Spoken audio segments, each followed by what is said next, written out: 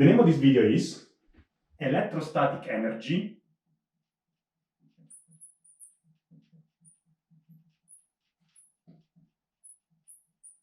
Discrete.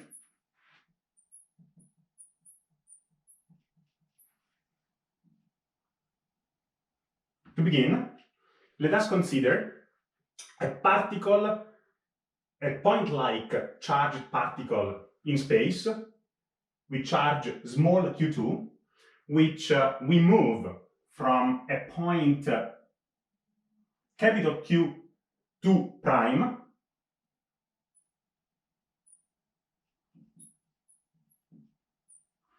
along any path that we want. Could be this path all the way to this point, or could be this path all the way to this point. This we call it gamma, this we call it gamma prime. We move it to a point in space, capital Q2. We move this particle within the electrostatic field and therefore potential generated by a source particle, also a point-like charged particle with charge small q1,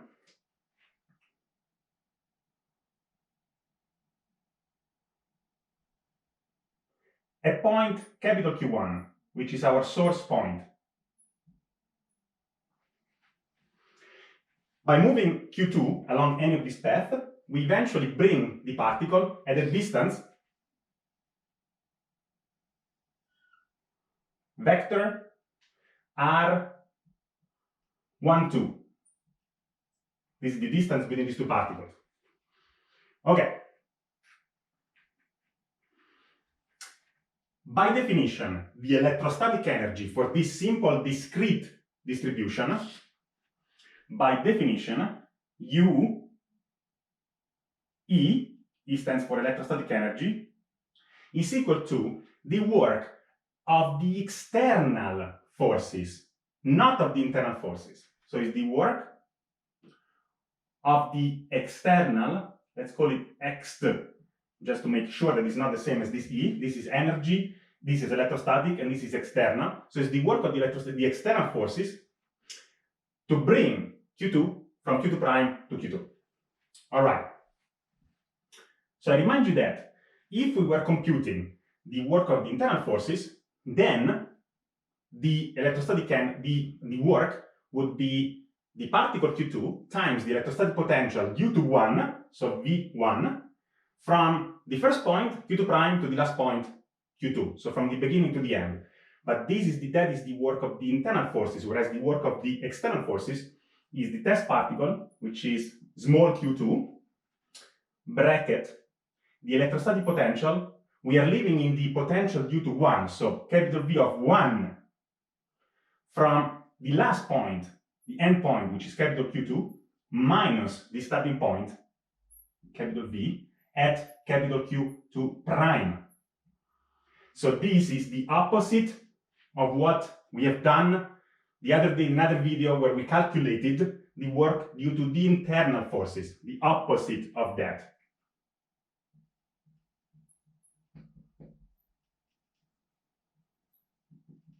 Okay, there is a minus sign. Keep that in mind. Why do we do this? Well, because eventually the hypothesis we want to do, we want to find some normal conditions so that we can define a reference for the electrostatic energy. And how do we do that? In order to define a reference,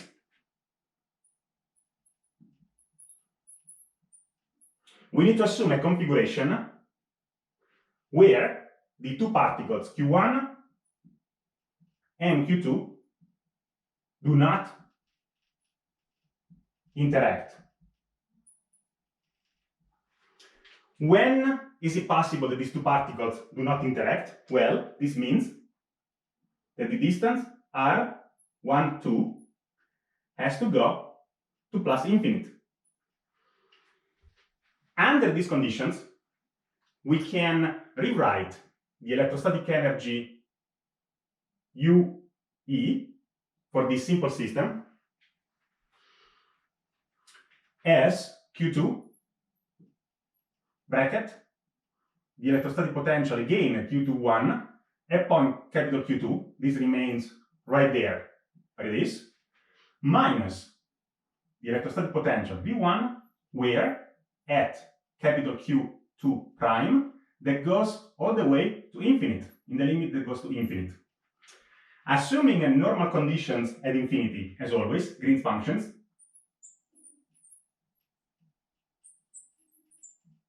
conditions, this simply means that this quantity, V1 at Q2 prime, capital Q2 prime, to infinite, is exactly 0. That is our reference, where the particles do not interact. Therefore, finally, U of E can be simply written as the particle we are moving, which is small q2, in the electrostatic field for potential due to 1 at point capital Q2. This we can finally rewrite it, since we know that this potential is of Colombian type.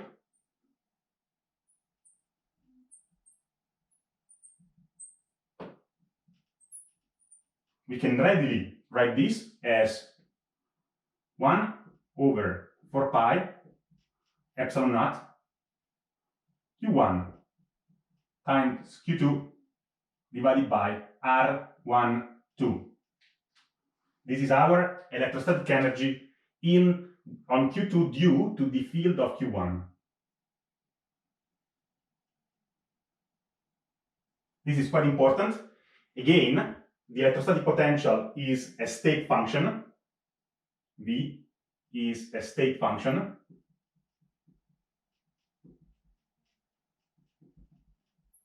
This allows us to eventually write the electrostatic energy in this fashion.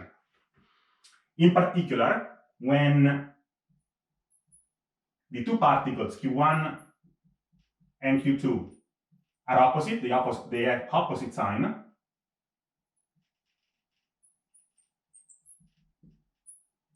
Well, in the case they have opposite sign, we find an electrostatic energy UE, which is less than 0. In this case, this is like a molecule where the particles are bonding. So whenever you find an electrostatic energy which is negative, it means the particles are bonding to each other. Okay, so to summarize this video, we consider a source, a charge Q1, a point capital Q1, we generate an electrostatic field in which we move a test particle Q2 from a point capital Q2 prime to capital Q2 along any path. It's a state function, it doesn't matter the path we follow. By definition, the electrostatic energy is the work due to the external forces, therefore is the test particle Q2 times the electrostatic potential V1 from Q2 prime to Q2, but inverted because it's the external forces, which is the critical element here for this sign to be like this. And so the reference, normal conditions and infinity, we can zero this Q2 prime component element, and therefore we find this simple expression for the electrostatic energy, which is bonding when is negative. That's it.